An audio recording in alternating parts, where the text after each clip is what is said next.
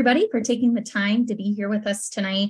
We're really grateful that you're interested in learning more about our program, and we've got some really good information for you about the program, about how to get started in the application process, and just about the kind of experience you could expect as a student with UC Online. My name is Caitlin. I'll be kind of your MC tonight. Just some general housekeeping.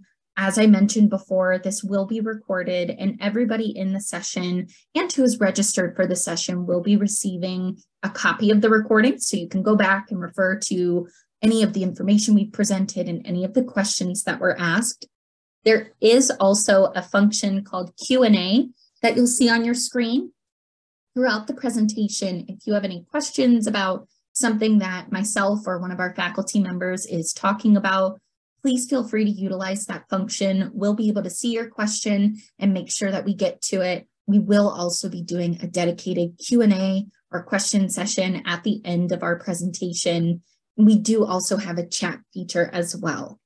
So without further ado, I will go ahead and hand it off to our program director.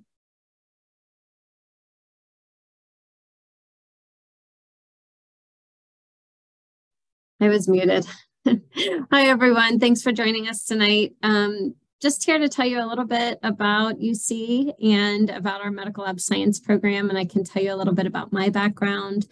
And, you know, like Caitlin had mentioned, please don't hesitate to use the Q&A function. We want to make sure that we answer all your questions about the program so that you can, you know, decide whether or not our program might be a good fit for you. But a little bit about my background. I am a medical laboratory scientist. I actually graduated from the program at University of Cincinnati a long time ago. I've been working in the lab as a medical lab scientist for almost 20 years. I'm a generalist.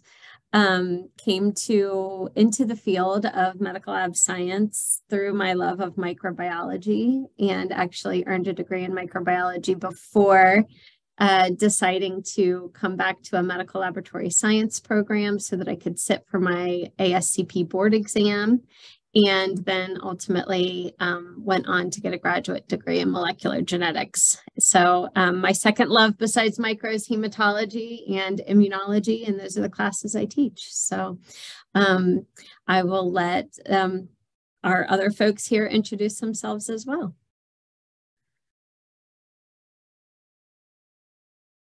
I guess we'll just go in the order of the slide then. Hi, everybody. Thanks for joining us this evening. My name is Mel Woods. I am a program manager here in the online medical laboratory science program. I've been with UC in the college since 2010. I wish there had been a program like this when I joined the profession a long time ago and wanted to go back to school, because like all of you, I had an associate's degree in MLT. I worked in the field about 3 years and just realized for what I wanted to do, the types of more leadership management jobs that I wanted to do, I was definitely going to need that bachelor degree. But there were no programs at all like this, and certainly there was nothing online. So you know, when I went back to the university and found out I was going to have to basically start all over again, including gen eds that I had taken, I said, well, that's okay. I have some other interests and I'll just take it that direction. And that's how I wound up in higher ed. Actually, it was I kind of went down that pathway. But nonetheless, we have this program now. Please don't hesitate during this presentation. You know, we do have slides and things that we're going to cover, but that's just based on what we know typically prospective students want to know about. So please don't hesitate to just stop us at any point or to type your questions there in the Q&A window, which you can open by just clicking on that second button from the left down at the bottom of your Zoom screen. Thanks, everybody. I look forward to talking with you a little bit later and answering your questions. Thanks, Mel. As I said earlier, my name's Caitlin. I actually recognize some of you as students that I've been working with. I'm an enrollment services advisor with UC Online. So my role here is really to make sure that you have all of the information that you need as you're considering programs and to support you through the application process. So a lot of you are familiar to me, but if you're not, you're probably working with one of my teammates. And we'll talk more later about the kind of support we can provide and what next steps you can take to get in touch with me or my team. All right. Okay, a little bit about our program. We are a NACLS accredited program, and I know a number of you probably understand that being an accredited program is a good quality marker for any of the programs that you're considering to continue your education, and the majority of you did come from a NACLS accredited MLT program. So it does really it does serve as an important marker of quality for various programs. And that does mean that we do rigorously stick to a group of standards when we're developing our curriculum to make sure that we're fulfilling all of the needs that you will have to sit for the ASCP, which is a preferred credential, board certification exam, or another board certification exam through maybe AMT, that would fulfill those requirements as well after you graduate. And our graduates are really well prepared for that exam. They do quite well. And for any of the programs that you're considering, you should find their outcomes for those exams posted on the homepage for their program. And so you can visit ours and see our great results there. All of our faculty, we do have a large number of faculty in our program who are, up to date, currently working in the lab, that teach our core courses for your program.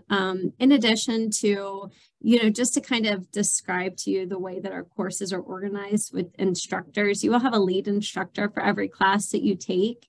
And because we want to make sure that you have really good support within that class, you have an additional instructor that you're assigned to as well. So there's like a lead course instructor, and then we do have facilitators, and those facilitators are actually individuals who are also laboratory practitioners. So you have 2 points of support instructionally in every class that you take, your small learning groups and your facilitators, in addition to the overall course director.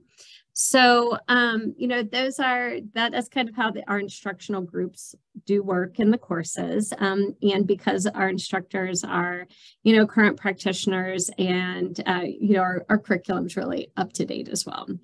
As far as earnings and career opportunities go, you're all working in the lab. There's a job shortage. I'm not sharing new news with you there. But as you also know, the career outlook for medical lab scientists, whether you're an MLT currently at your institution and considering career laddering or looking to make a move to a different institution, is quite a bit better than it was even, I'd say, prior to COVID. We're seeing a lot of sign-on bonuses, seeing a lot of support from employers who do want to support their MLTs to career ladder into higher level positions, and a lot of retirements. So, we're seeing a lot of students as they graduate go on to different roles immediately after graduation, and a lot of positions are kind of being held for our graduates as they transition out of their final courses, into a new role. So it's really exciting to see.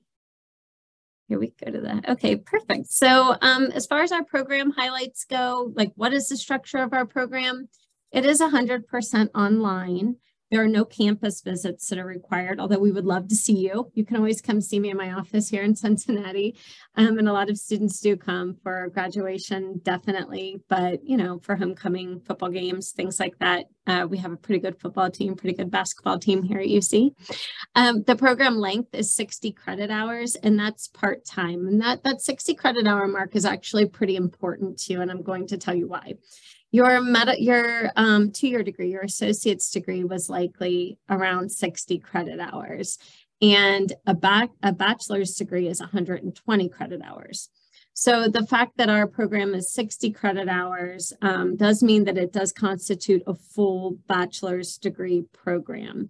That means that as long as you come from an accredited university and you're transferring in here, it's very unlikely that you would be asked to take any additional courses before you enroll into the program. Generally, students with an associate's degree transfer directly into our program as junior level students, and they don't spend time taking like general education courses.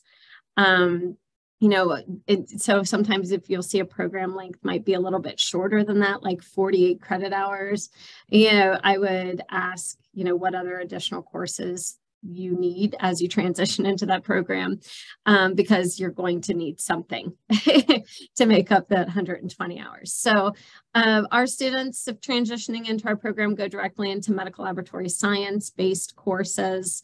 Our courses are spread over 7 semesters. So every semester that you attend is a part-time semester. So it's actually a part-time program. So it takes you 2 years to do that, 7 semesters. And that's because our students are working. It's a rigorous program. You'll remember your content from your MLT course. It's heavy science-based courses. So, part-time is a really good structure for students who are currently working in the lab. And I think I see questions popping up. I can address those as we go. No? Okay. Okay, we can go on to the next slide. But before as we do that, did anybody have any questions about degree transfers or anything that we've talked about so far? Erin, I'll just mention in case Yes. not everybody has the chat open. The 2 things you saw pop up was I put a link to the webpage that has our program outcomes. Okay, and then while you were going over the program and the curriculum, I put a link so that they can see the courses that are required and exactly what the curriculum looks like. So 2 webpage URLs there if you all want to open the chat, and that's the 3rd button at the bottom of your screen. Awesome. Thank you so much. And then so our curriculum overview, what are you doing in those 7 semesters is really important. There's 3 different types of classes that we offer. So the first is going to be our didactic courses. So that's just your lecture-based classes that you're used to that cover all of your major subject areas. The second type is going to be our clinical practice courses. Our students, we do have clinicals that are part of our curriculum, and we'll talk about those here in a second. I have a few slides on those courses. Generally, these clinical practicum courses, are to be completed at a university approved location. We are an accredited program, so there are standards that have to be met for where students can do those experiences. The vast majority of students do those with their employer, or if you're part of a health system, end up going to another site within that system. It's really common for our students. And we do have a model I'll just briefly mention right now because we do have a whole slide on it. And you might be wondering, for those of you who have been working in the lab and you commonly work in these areas of the lab, we do have a model of life experience credit that allows students to test out of these types of rotations. And we'll talk about that model here in a minute. But most of our students, there are students who go through the program and don't complete clinicals at all because they are working generalists. And there are other students who, have to complete all of them. It's just going to depend on what you're currently doing and what your recent experience is. And then we also have capstone courses, our capstone course, which students take all bachelor's degrees, have a capstone experience at the end of that class. And we have the same thing that happens during our last semester of the program. And that's a research-based capstone where you work in a group to complete a research project online. It's a paper-based project. It's a publication style paper. So that is the types of classes that we offer. The first semester that you come in, everybody takes the same class. To everybody in your cohorts, you'll come in with a group of other students. You all come in together as a cohort. And the first class you'll take is one that you're really familiar with, and that will be clinical fluid analysis, which really is body fluids and urinalysis. It's a great place to start because no matter where you work in the lab, everybody tends to have some experience with those subject areas. So that's your first class. And then we do have a class that we call special topics, which is just as it would sound, some special topics in I have microbiology on the brain because that's what I was working on before this. So it has some special topics in clinical laboratory science and medical lab science we're going to talk about. And then you also take a blended course that discusses some specialized testing techniques in immunology and molecular diagnostics. And that's really to make sure that everybody has the same working knowledge of, serology, monoclonal antibody use, general basic immunology techniques and basic molecular techniques and how those work prior to getting into your big subject matter courses, because there is so much use of serology, monoclonal antibodies, and molecular testing in all of our other areas that we think about, like microbiology, hematology, blood bank even. So we want to get that out of the way first, and then you get into your didactic course series that cover a lot of those major subject areas: chemistry, micro, hematology, chemistry. So every semester you're going to take like a focus on one of those major subject areas, and you'll take 3 classes a semester after that. And they are 3 classes that run like not concurrently, but one after the other. So you'll have 1 class for 5 weeks, the 2nd class for 5 weeks, and the 3rd class for 5 weeks. That lets you stay in a mindset of 1 class at a time, without having to complicate taking like 3 classes at the same time during a semester.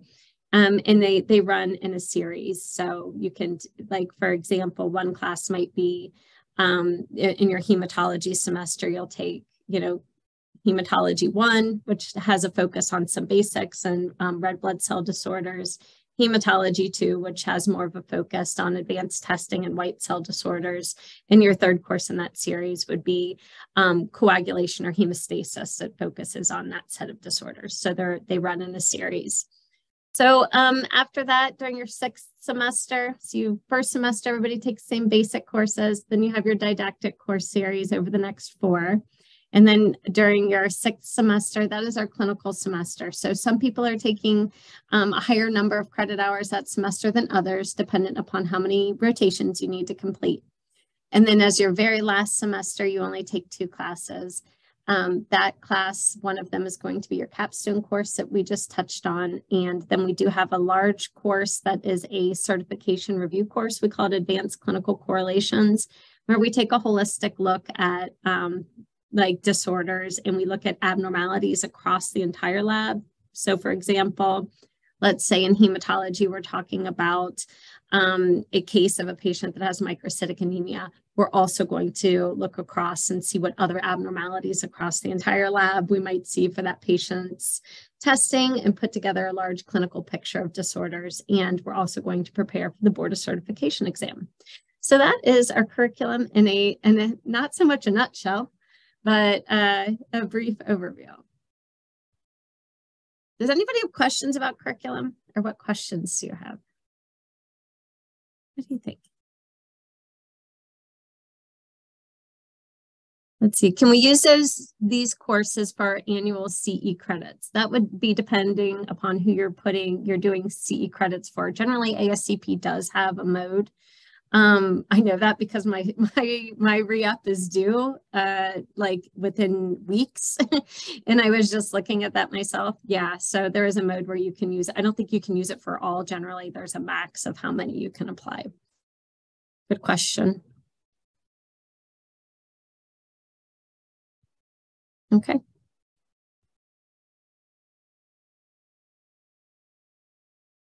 Okay, as far as an overview of clinicals, so we do adhere to NACL's requirements for what sites you can use. Generally, the major barrier for that is that it's difficult to use sites overseas because they don't adhere to the same type of accreditation standards the hospitals don't, as we do here in the States. And that is our major limiting factor. So if you're somebody who is in the military, or somebody who will be living overseas at the time that you will be completing your clinicals, just know that is going to be an issue. There are a few hospitals that we've been able to use through the military because they're U.S. hospitals, they're naval hospitals, or Army hospitals facilities, but not many will qualify. We do start working with students during like their 2nd and 3rd semesters to try to identify a site, because there's legal paperwork. Imagine that there's legal paperwork that needs to be completed between UC and your hospital in order to permit students to complete rotations at a site. And that just really has to do with like risk insurance and, things like that. So we have to start getting paperwork together for you, and also looking at your laboratory experience to see like what you actually need to do and what you can be given life experience credit for during like the second. We usually give you 1 semester to get settled in classes. And then we do have a clinical coordinator whose name is Lane Bloom. That is her dedicated role here in the program, that she just helps students with their clinical rotations. So then, and she is our clinical manager, as she's listed here. And she really helps you stay on track to meet deadlines and plan accordingly. So you'll be communicating back and forth with Lane to design these experiences. In addition to being able to communicate with her through phone or email, she does host like clinical webinars, and she holds office hours so that, you know, you can pop in and ask her questions whenever you need to. And she just really is the person who helps our students get prepared for those experiences. She also has a list of sites. Generally, students identify a site. Like I said, most students want to do their clinical experience with their employer, but she does maintain like a list of currently affiliated sites to provide to students if they are unable to complete those experiences with their employer. So we have a lot of clinical affiliates because we've been fortunate enough to have a lot of students across the country. Okay, so clinicals are flexible. How that semester operates, we actually do have a little bit on life experience credit. We do have the way that process works is that there's an application, and it's a task list that looks very similar to the task list that you would work with if you were in clinicals. I know a lot of you you've all done clinicals in some way, but I know a lot of you probably even trained students on the bench. And so they have a checkoff list. And you would go through with your employer, and your employer would verify that you are competent in these specific areas. And then the University of Cincinnati has an Office of Prior Learning Assessment, and you would fill out an application, and for that, we have them broken down into different units like hematology and blood bank and, you know, et cetera, like by department. And you would pay like a fee to have that application reviewed. It's significantly less than it would be to pay for that credit hour. I think the fee is like $60. And oh, thank you for switching that. And you would submit that to, you know, the Office of Prior Learning Assessment, and they would review it, and we would review it as well and verify that that was okay. Then you would be excused from that rotation. So, and you would be given an advanced standing credit on your transcript to make sure you weren't short credit hours. So you would literally be given course credit for that life experience credit portion. So we have basic, you know, chemistry testing, hematology testing, anything you would do in like the routine or immediate response lab, wherever you're working. Blood bank is broken into 2 modules because students do different. I mean, I've worked in blood bank at several locations. I know, you know, a lot of us are just doing like type and crosses. And then there are other folks that are doing like antibody ID, eluates, those sorts of tasks. So those are separated out into more like basic blood bank and, you know, what might be sent to a reference lab. So even if you don't get credit for the second part of blood bank, you could get credit for the first, possibly, if you're doing that at work.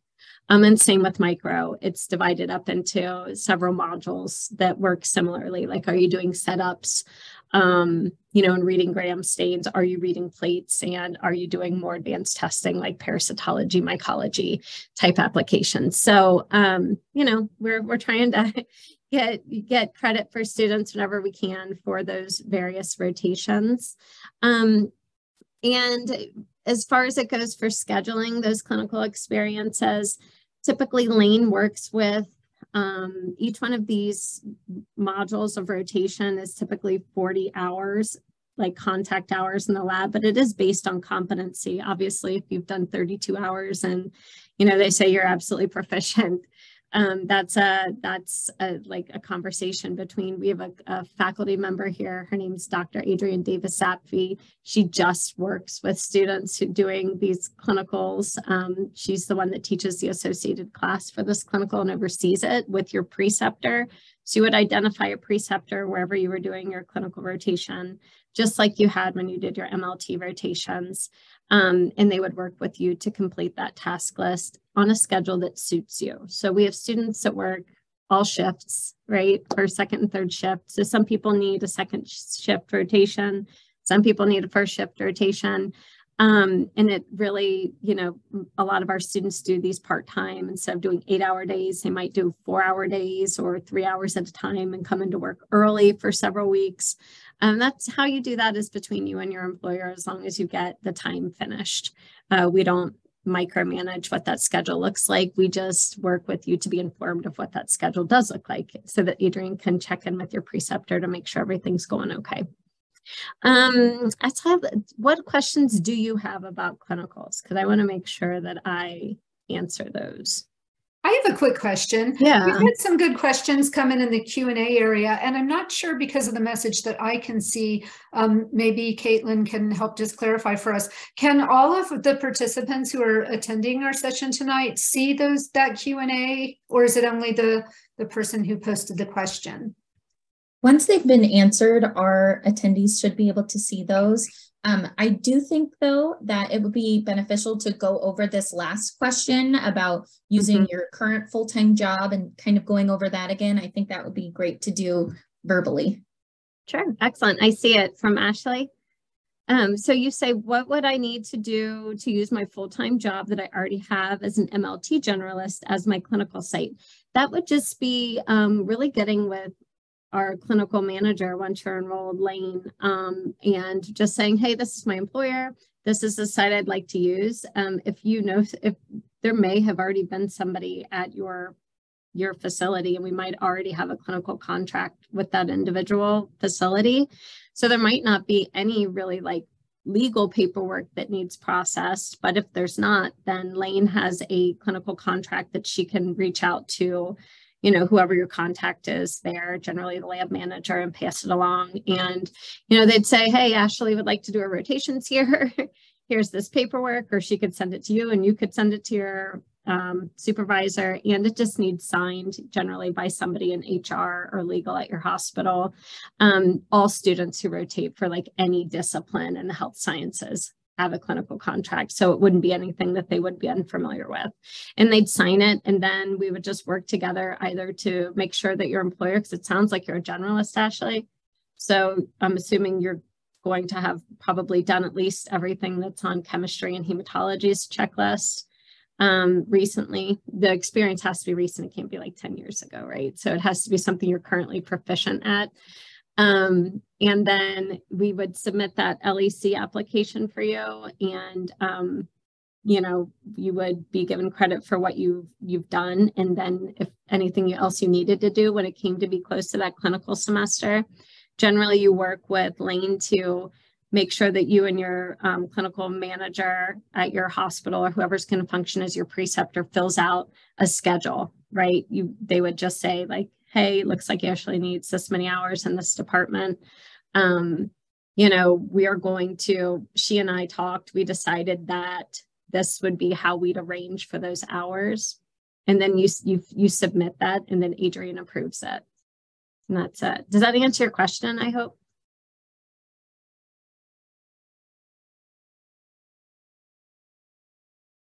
We had another one that came in from a traveling tech you might want to take a look at. Okay, so I'm a traveling tech. I'm just reading these out loud, by the way, because we're recording this and the chat doesn't show up on the recording, just so people understand what question I'm answering. So the question is, I am a traveling tech and not sure how detailed my clinicals would be. Usually I am in a specific area. So I'm going to ask you in a specific area of the lab or a specific geographic area. Just because I have a brother who's a traveling tech or traveling nurse, and he lives in Michigan and he travels, but he's always in one city. So, because that will affect how I answer.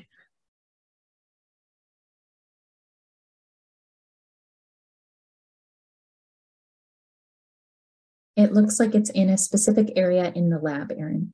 Okay, in a specific area in the lab. So I guess it would matter how long you would have been a tech. So maybe you're a traveling tech now, but I don't know if you've traveled for very long.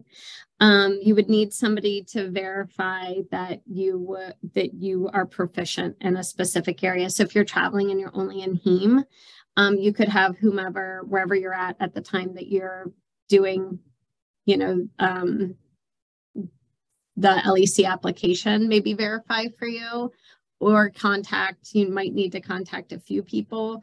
I would ask that, if you want to leave your name with Caitlin, I'll follow up with you, because I know our clinical manager probably isn't encountered this before and would have more specific advice. But typically we just need somebody that knows your work history to verify for you that you are competent in this specific area, that you do have recent competency. Anything that you're not able to verify that you do have competency in, that's like recent competency, you would need to plan to complete those hours.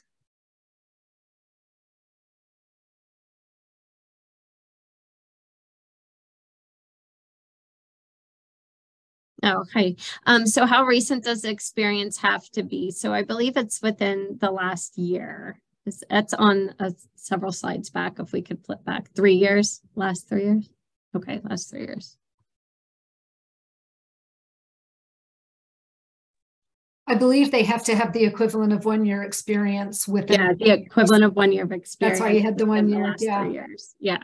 Sorry, my brain isn't working. I've been here way too long today. Oh, I can take a little bit of the load off your hands for a bit. Go. Thanks. We'll definitely be taking more questions later too, so keep sending them in. But just to kind of give you all an idea of what you can expect from being a University of Cincinnati online student. I know a lot of people are kind of hesitant to do an online program. A lot of students wonder, will my degree say that it's from an online program? When you're a UC Online student, you have all of the access, all of the resources, and all the support that our on-campus students would have. Your degree is from the University of Cincinnati. It won't distinguish that it was an online program. And as you've heard from Erin and Mel, our program's faculty, they're on campus, they're in the labs, they've got the experience. So when you're in an online program, some of the things that will differ from being on campus are that you're going to have a personal student success coordinator.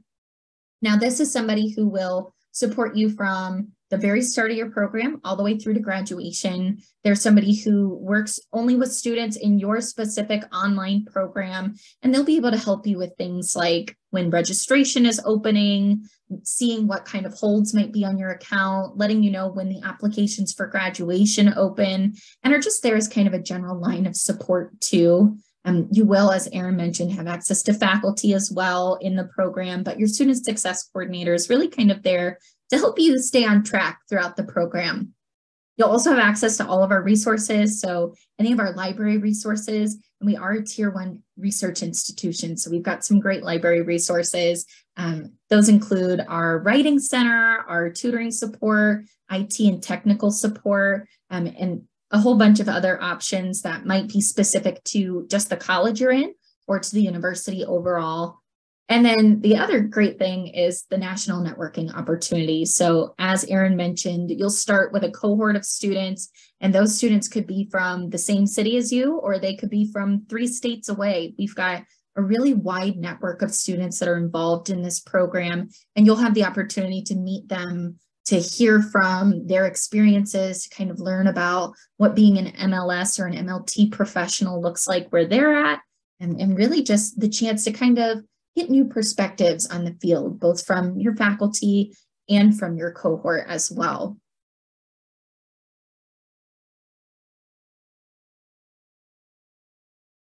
Okay, I'm going to trade off answering questions in the Q&A for Erin. I do have a few that, since maybe we would circle back, because some of them were still about clinicals. Always get a lot of questions about clinicals. So I'll just try to do these quickly, and then we'll move forward with just some of the things that we wanted to cover. Somebody had asked about that they had been a lab, and again, I'm going to read these because you can't see these on the screen. I was a lab assistant before in 2020, but I don't currently have a job. Does that disqualify disqualify me from the program? And the answer to that is no, not at all. However, you will want to think about where you would do your clinicals, because we try to be very upfront, and I want to be upfront about this tonight, that we do not find or place you in clinicals.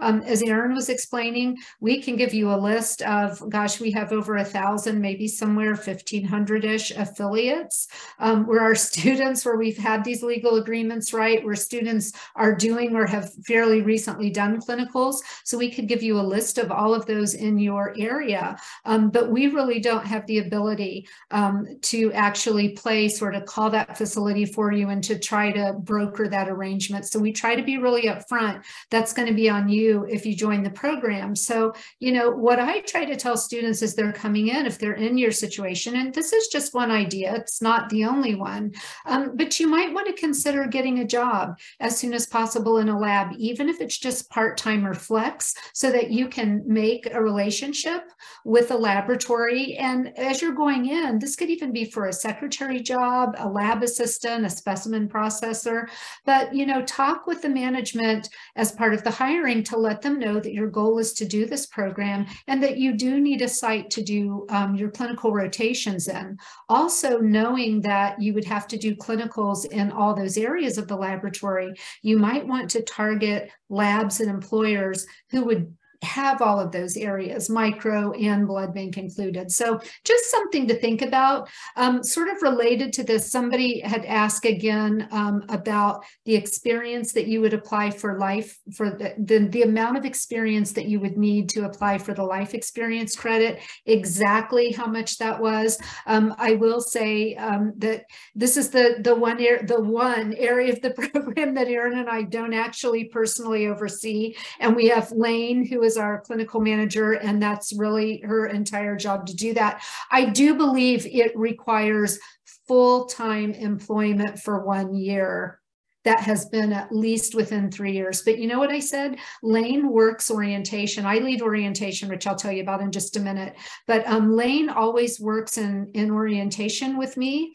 And so that would be a really great place that you could ask for that. I would say, though, that the amount of experience that you have and whether you can get life experience or not really shouldn't be, you know, the only determining factor to doing the program, right? Because, you know, I guess another way, let's just take a step back and think about this. If you don't quite have a year of experience between now and, you know, like about a year and a half-ish from now when you would be going into clinicals, maybe it would be worthwhile to do that clinical rotation, right? To actually get some additional experience in that area. Just something to think about.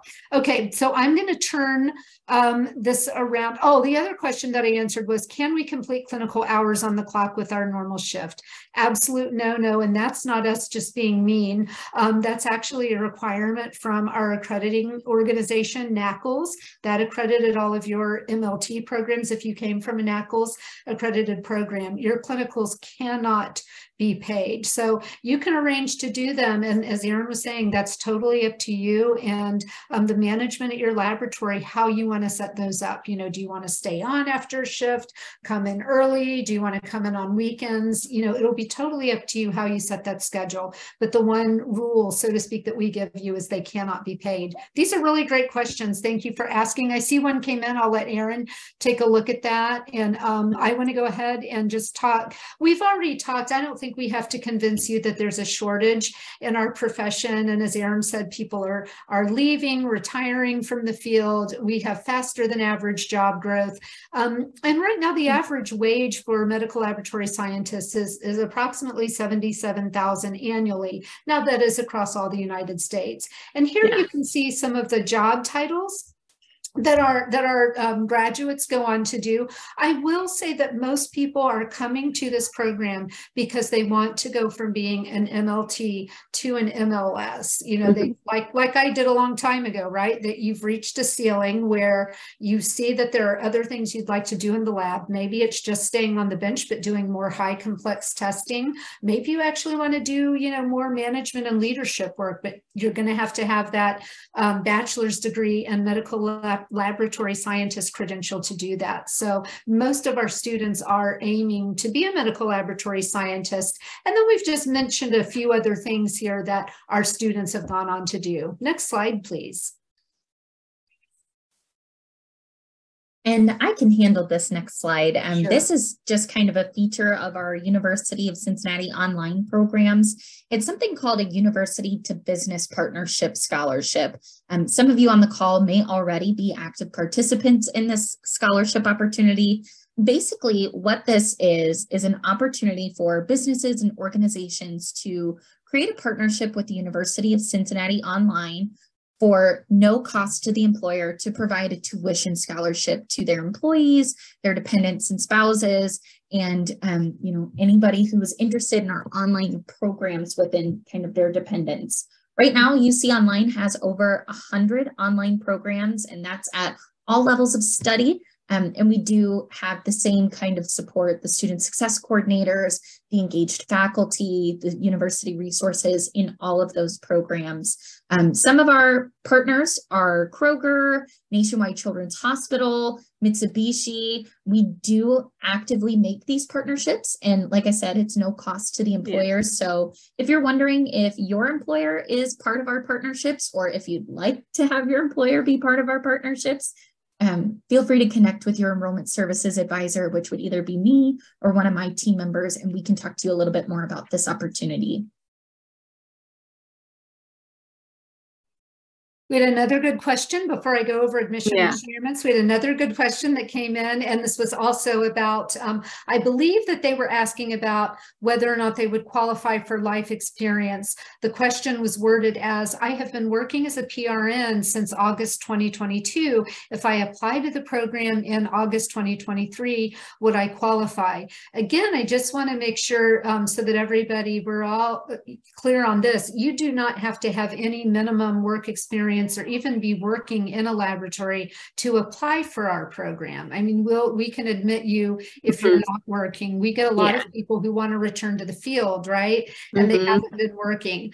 I think that this question might have been in the context of, because we were talking about how much work experience and how recent did it need to be to apply for that life experience. And remember, that's just where somebody would be able, like a manager at your lab, would be able to check off essentially a punch list of testing and things that you would be doing in each section to vouch that you're performing those tests at the medical laboratory scientist level. So, again, if you don't have if you don't have enough experience, or it hasn't been recently enough, it would benefit you to do the clinicals. But I think if you're asking about the amount of experience you have, the way that I answered that was, remember that we don't go into clinicals until the 5th semester of the program. So you would have 4 semesters. Actually, I'm wrong about that. So 6th semester. Yeah. I was thinking past the first. You would have 5 semesters, which really is almost 2 years, right? A year and a half, I guess, how that would work out to. 5 semesters would be about a year and a half. So right there, you should be able to gain enough experience. But again, this would be a great question. If you want to reach out to Lane, our clinical manager, you certainly could do that. But again, let's think about this for life experience, that if you haven't been working that much, it would benefit you to do the clinicals. So that's something just to keep in mind. Well, and just a quick note to add on to that. So if you think about too, in the time where you apply to the program and you're accepted to when you start, that's even additional time. So some students, when they decide to take that they want to start this program, would then, talk with their employer to start working in other areas of the lab to make sure that they do have that experience when they apply for clinicals. And, I would be hesitant to find an employer that doesn't want to cross-train you. Oh my gosh. So it makes making the schedule a lot easier. I can speak right. Absolutely. Absolutely. Somebody added on here and asked, can my life experience be from 20 years ago? No. And I would say only if you're still currently working in that area. Yeah. It has to be within the last few years. A lot has changed. Yeah. Yeah, right. I mean, we didn't have COVID 3 years ago, right? We're just getting up on the 3-year mark, but yeah, stuff changes, right? Yeah, I do want to go over admission requirements just because we did earlier have a question come in about that, and I'll do this quickly, but we do want you to have and this can be this exact thing, or it can be the equivalent. We want you to have an associate degree in, and sometimes it's called medical laboratory technology or technician or clinical laboratory technology, from a NACLS accredited institution. Now, we do have the ability to conditionally admit students that don't have exactly that. So for instance, maybe you did some training at a school that was not regionally accredited, that is not a NACLS accredited school, or we often admit military applicants who got their MLT training in the military, but they never actually got an official associate degree for that credit. So as long as you have something that shows you have the equivalent of the 60 semester hours, because we can't make up extra hours for you. I mean, you could do that, but that would be pretty onerous to come into our program and know you're going to do a whole bunch of extra hours on top. Our program is 60 hours. So we do want you to have the equivalent of the 2-year degree, because remember, like Erin was saying earlier, our program is built that you bring in the first 2 years, and then we're going to add on the second 2 years. It's a 2 + 2 that makes a 4-year degree. We're looking for a minimum 2.5 GPA, but again, we have some flexibility to look at the entire application, how long you've been working, what your references say. We do ask for 2 reference forms. We want one to be from a current lab supervisor. Again, if you're not working in a laboratory, it can just be from a work supervisor. And we have enrollment advisors that will help you with all of these questions. So when you're having these really sort of specific questions about, I don't exactly fit this, that's why we have a whole really great team of enrollment advisors, Caitlin and her colleagues, who will help answer these questions for you. We do want to see proof of ASCP, AAB, or AMAT certification and MLT or CLT. With ASCP, there are some people who did not get certified, and now they are past the time limit. ASCP sets a 5-year from graduation time limit on getting your ASCP. So we will, again, we can conditionally admit students who are in that situation. But if you're, for instance, I see this a lot, students who are from Florida, where I'm from, Florida represent here. If you're from one of those 13 states that has a state license and you opted not to sit for your any sort of national certification, but you are within the 5 years of graduating, we will not admit you. We need to see that you have your national certification. So you definitely want to get that. And it does need to be with ASCP. Of course, there's the credential management program that ASCP does, where you're basically doing continuing education. I can clarify any questions about that if you have those. Please go ahead and type those in the Q&A now, or let us know. Tonight, this is pretty cool. Official transcripts. That would almost go without saying, right? How do we know that you have your degree and you took the classes you say you did if we don't have official transcripts? And luckily, those are pretty easy to get. You normally just can, there's a website at your school, or schools, plural, that you've attended, and there's just a form that you fill out. Most, virtually like 99% of institutions, and I do all of our admissions, like 99% of institutions are sending transcripts electronically. So it's not like you've got to go stand on a line and get paper documents and put in certified mail or some craziness like that. So it's not an onerous process. Here's the good news. Tonight, we are waiving the $50 application fee for you attending this info session with us. So definitely take advantage of that.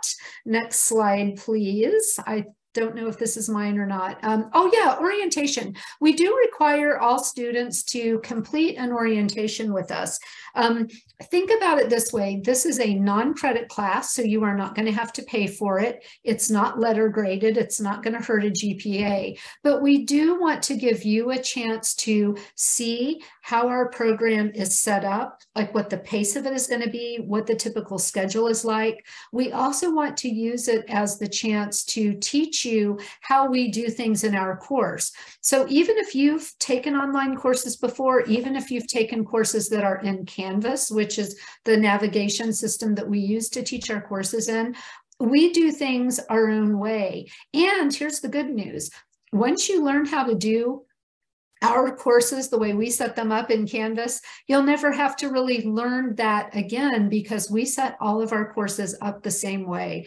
Our courses move pretty quickly, so we don't have a lot of time. We don't have a week for you to figure out how to submit an assignment in Canvas. So we teach you this in orientation. We also teach you the most important policies and procedures that you're going to be using in your first semester with us. And to give you an idea, I'm teaching in that clinical fluids class that Erin mentioned all of our students start off with. We are in our 4th and final week right now. So, I mean, that's a class that goes by very quickly. So again, I worked with all of those students in orientation before the semester started. So when you apply with us, if we offer you admission, the very first thing that we tell you after we're like, yay, you got admitted, congratulations, we do put our orientation dates right up there up front and say, save the date for these 2 weeks. The orientation could be worked through really in a lot shorter time, and you are willing to work, if you're able to work ahead, we're okay with you working ahead and getting it done as quickly as you'd like. But we do give you the 2 weeks so that if you want to really pace yourself like you're in a real class, you could do that. And I don't want to belabor that, but that's just something we do like to put on everyone's radar, that this is required. So we would ask you to do that if you admit with us. It's just a good way to prepare you to start our classes. And I think the next slide maybe is just probably about applying. You can move on to that. Yeah, Caitlin, you can take over. I'm just going to look at the questions here real quick while you do that. Absolutely. Yeah. So as far as taking the next step with us, our application process is really simple. It's an online form. There's actually a lot of you in the call tonight that I know I've seen your applications come through. As Mel mentioned, our application fee has been waived, so you won't have to worry about that. Your enrollment services advisor, who is either me or a member of my team, can help with the application process. There's a quick form you fill out that will let you create a login for our application portal. And then in there, you'll be able to do things like submit your proof of certification and identify your references. We're currently accepting applications for the summer. That deadline is March 15th. But for those of you who are looking a little bit further ahead or who are maybe still in your MLT programs and graduating, we are also currently accepting applications for our fall semester, which begins in August, and our spring will open soon. So we do have 3 potential start dates each year. So if you're thinking, oh, I won't make it by March 15th, it's never too late to get started with us. That is really all we have for our formal presentation tonight, though. So the rest of our time will really be spent going through our questions. So we will be utilizing the question and answer portion, and there is also a hand raising function for those of you who really want to ask us something. I have a really good question I'd love to answer. Oh, okay. You're probably doing the one I'm typing. I was going to say the same thing. No, I'm not. I'm doing one I want to thank you for this question because I can't believe I didn't say this. So the question was, are there set lecture times? No, they're not. So the majority of all of our classes, and that's because our students work sincerely like every possible schedule that you could imagine. I mean, you know, if you've worked enough places, the variability in scheduling. So some people are working like, 312, some people are working, 410s, and on every different shift, it just is so different. We do have recorded lectures. So the majority, so those are, that word that we use in education is asynchronous, which means it's not in real time. They're recorded and they're posted in your course site. However, we do also hold weekly live office hours. So remember when I was talking about that instructional team and I said, oh, you have like the course director, and then in your smaller learning groups that you're divided into, you have like a facilitator. Well, all of our facilitators hold live office hours, and so does our course instructor. Oftentimes too, several times during like maybe 2 or 3 times during a course, your instructor will hold like a live review session. And that generally is in the evenings at like 7, 8 o'clock at night. And so any student who wants to attend live can, but those are recorded as well, so that those people who cannot attend live can listen to the review later. Same with the office hours. If individuals come to office hours and they ask questions, whatever facilitator held that office hour will post the questions and the answers, that conversation during that office hour related to course content. If you're just stopping in to say hello, they're not going to post your private conversation, but they'll post like relevant questions that were asked during office hours. And those are posted by all facilitators. So for example, if there's 10 small learning groups in a course and there's 10 facilitators holding office hours, all 10 of those people are going to post what they talked about in chat. So a lot of students just like to click through and see what kind of questions were discussed during office hours this week. So that's a great resource. And that's just kind of how we work weekly within the course with one another. And it turned out you answered a different question. So I will go ahead and get this one. We've had so many questions come in. Let me scroll back up to this one, and I'm going to put the dates. Somebody had just asked, I'll do this one real quick because I'm finishing typing in it. Somebody said, will we know by a certain date if we had been accepted, admitted, or not? Yes. We try to turn your application around as quickly as as it becomes final to us. Now, as you do one portion of it, right, which is to get the actual application that you type in on the UC website submitted. But remember, the other pieces that consist of your application are you submitting proof of your certification, the 2 reference forms, which you should not be involved in collecting. That's just something that your references should be like going to a link, and then they submit those directly. And then the other thing that you might not have control over, what am I thinking on? The transcripts, maybe. The transcripts, exactly. And transcript schools, most schools will tell you to allow 2 weeks during non-peak time. So, typically toward the end of a semester, the beginning of a semester is a busy time. And so they'll maybe have a little bit more time. Also, I'd like to really encourage you to apply and get your materials in. If you are going to apply, and I hope that you do, get those in as soon as possible, because you can imagine we get backlogged when we get toward the end of an admission cycle. And so those 2 weeks to get transcripts at other schools, it turns longer. The ability for all of that information to get uploaded into the UC system so that I and my other colleague can see it to actually review it also takes longer. We do try to let you know, though, by April 17th, because that's when orientation starts. So I'm going to go ahead and post that. The other thing, too, just to note about the applications and about the admissions process, your enrollment services advisor can help you to know when your transcripts have been submitted.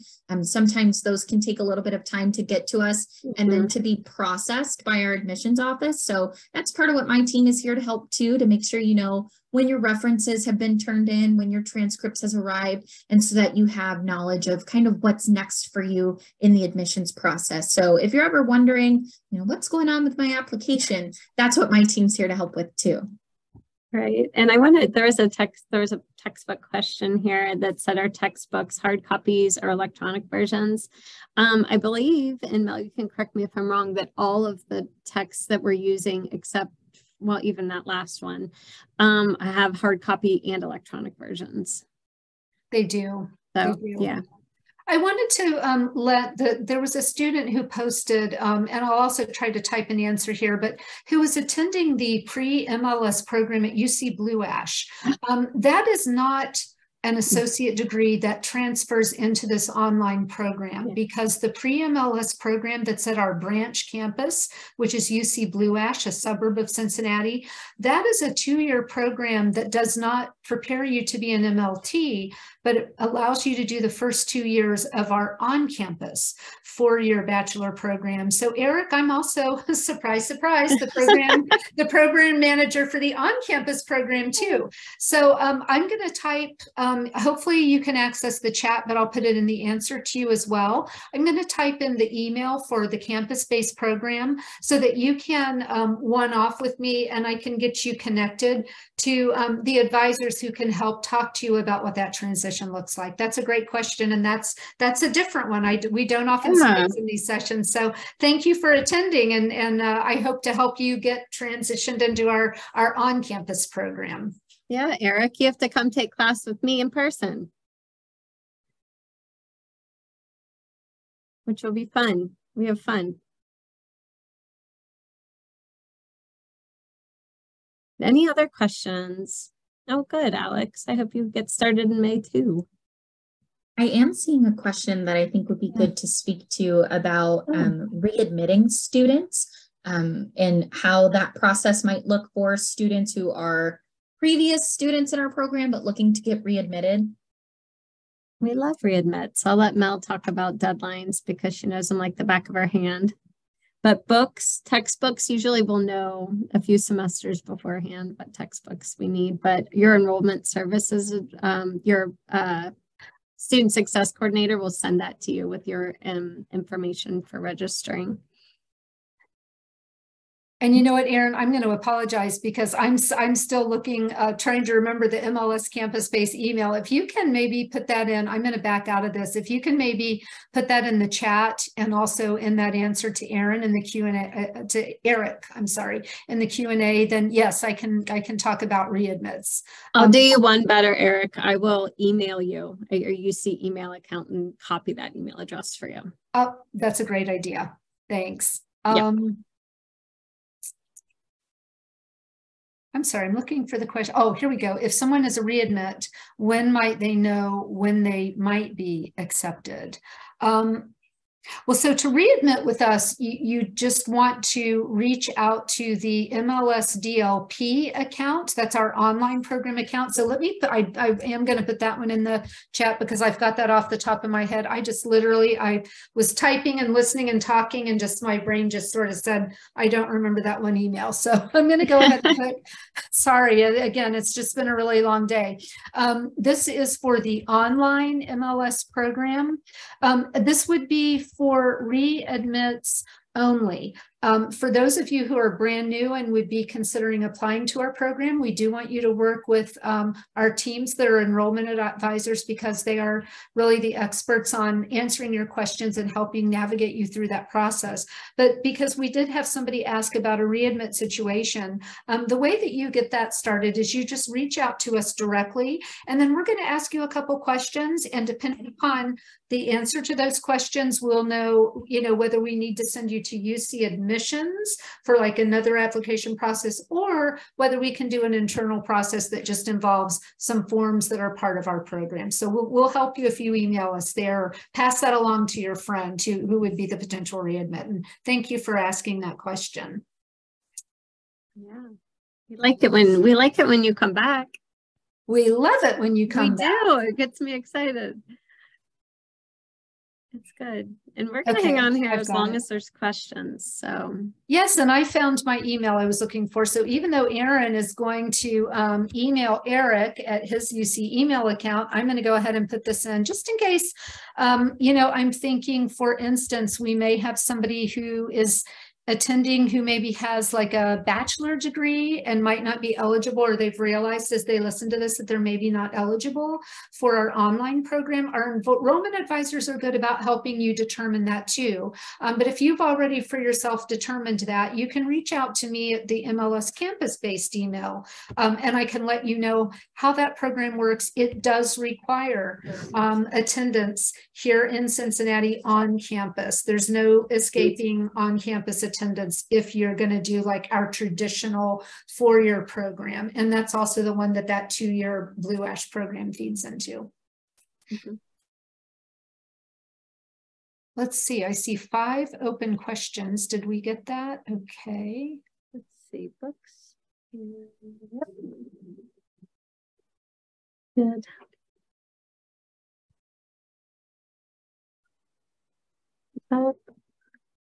I think that we did.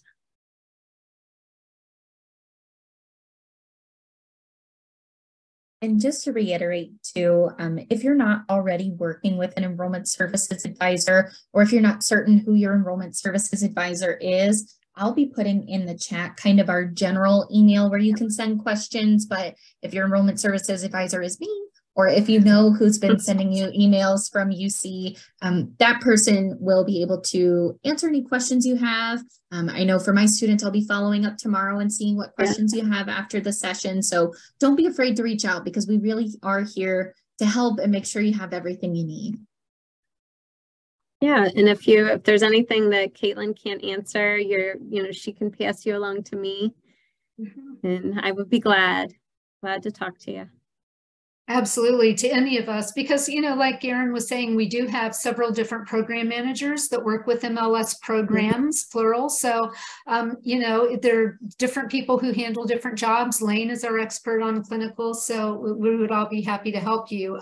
It is good to work with your enrollment advisor, because oftentimes they can answer those questions. And as much as we love working with you too, our email gets incredibly bogged down helping our current students. So it's good if you can work with your enrollment advisor, and then if you and they determine you need to reach out to us, we are more than happy to help you in that situation.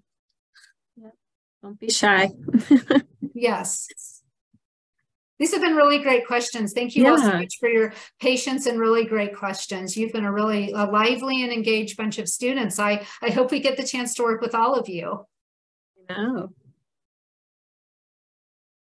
All right. Thank you again, everybody. We will be in touch. And like I said, everybody registered will be receiving a copy of this recording. So you'll have all of this for your reference later on. So thank you all again. I will be ending our recording. Good night, everybody.